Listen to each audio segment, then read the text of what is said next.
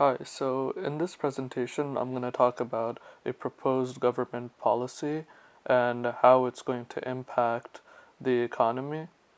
And this policy is has to do with stimulus packages. But before we go into this fiscal policy and what is contained in the stimulus package, let's first see why Congress is trying to pass a bill that would want to that would stimulate the economy. So one reason why a stimulus package might be needed is because the economy is currently in a recession or in some kind of economic contraction, and that's basically periods of economic downturn when output and employment are falling. And due to the coronavirus, this might be true. So let's go and find out and see if output or GDP and employment are falling. So here we have the graph of the unemployment rate, which was found on the Federal Reserve economic data, and this was pulled from the U.S. Bureau of Labor Statistics. And here in this graph, we can see that there's a sudden spike in the unemployment rate in 2020, around when the coronavirus started to spread. And we also can see that this is a recession because it says on the bottom left that US recessions are shaded, and the most recent end date is undecided. So not only do we see a spike in the unemployment rate in this graph, but we also see it shaded, so it means that we are most probably in a recession during that point, and we are currently recovering, or we are still in it. So next we have a graph of real GDP, and this from 1990 to 2020, and we can see a drop in the graph around 2020, around exactly the same time that we saw a spike in the graph for unemployment, and this is due to the coronavirus.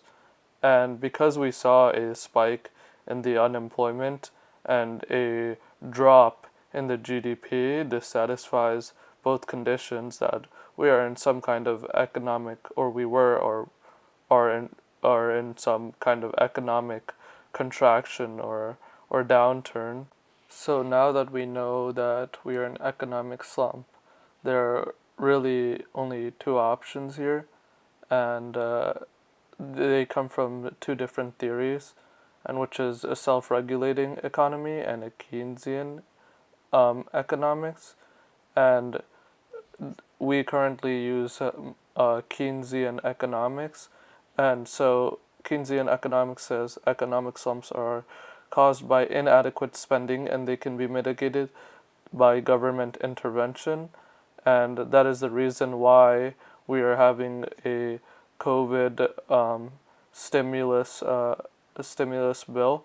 So going back to the proposal, Congress is planning a $900 billion relief proposal, which will include unemployment insurance, stimulus checks, money for small businesses, indirect funds for states, cities, and the stuff that's going to be left out are direct aid for state and local governments and lawsuit liability shield for businesses.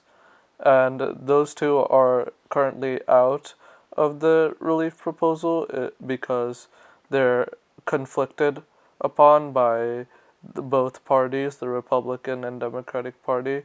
So, according to an article by the Wall Street Journal, the bipartisan group currently agrees upon $748 billion of the bill, and that would include a $300 a week to state unemployment insurance recipients for 16 weeks, $300 billion for small businesses, including another round of the Paycheck Protection Program, and $35 billion for healthcare providers, and $82 billion for schools.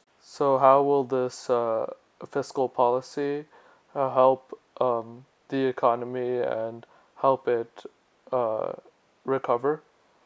And this stimulus package includes checks to individuals, and the whole idea behind this is that giving checks to households and individuals will increase consumer spending, which is part of the GDP formula, which is C plus I plus G plus X minus M, exports minus imports.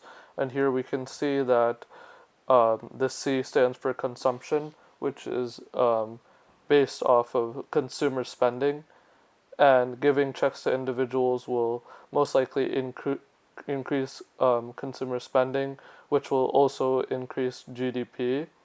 And another thing that would increase GDP that we can see comes from the stimulus packages are the government spending on schools and education.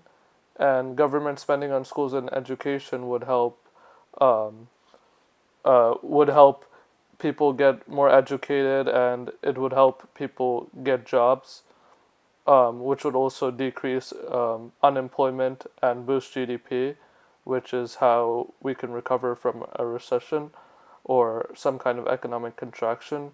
So in the article, it states that Congress is also trying to beef up the proposal by adding $6 billion for COVID-19 vaccine distribution and $10 billion for testing and tracing of the coronavirus. And this could directly help the economy recover, as adding more spending to tracing of the coronavirus and distribution of the vaccine, it would directly help the economy, as it would allow us to open it up again, and um, businesses and individuals won't be impacted as much, which would help boost recovery, GDP output, and lower unemployment rates. And yeah, so that's one example of how a proposed fiscal policy, can help the economy.